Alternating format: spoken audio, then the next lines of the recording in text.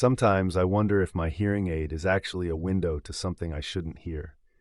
It started with a faint crackling, almost like distant radio chatter, but then words began to leak through, words that didn't make sense, at least not at first. I remember the first time I really listened, a woman's voice whispering, "Turn left at the next light."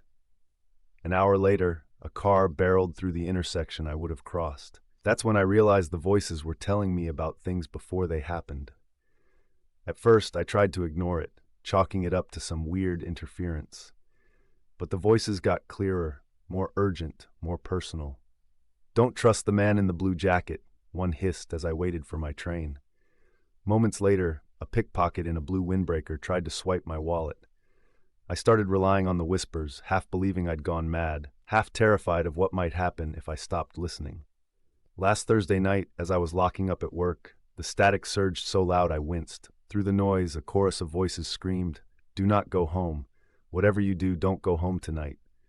My skin tingled with dread.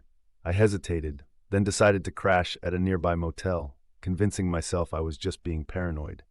I barely slept, the voices in my hearing aid humming a constant warning, a static lullaby. The next morning, I returned to my apartment building to find police tape strung across the entrance. My neighbor caught my eye, face pale. "It happened late last night," she said. "Someone broke into your place. The police said, it's bad." As I stood there, the hearing aid buzzed to life again, a single word echoing in my ear, "Run." I realized then, the voices didn't just predict danger. They were trying to keep me alive, but not from strangers, from whatever had finally found its way into my home.